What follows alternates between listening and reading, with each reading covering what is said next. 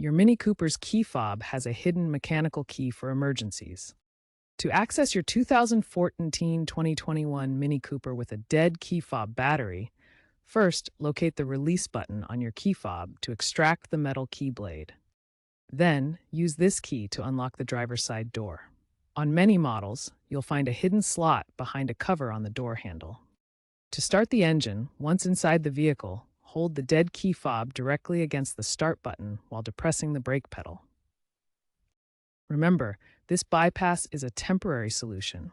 It allows you to access your vehicle when the key fob battery dies, but it's not a permanent fix. Replace the CR2032 battery in your key fob as soon as possible to restore full keyless functionality and avoid future issues.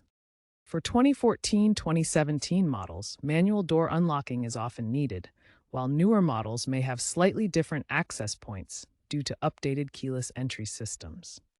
Keep in mind that while smartphone key apps are becoming more common for keyless entry, dead batteries can still be a problem with physical fobs.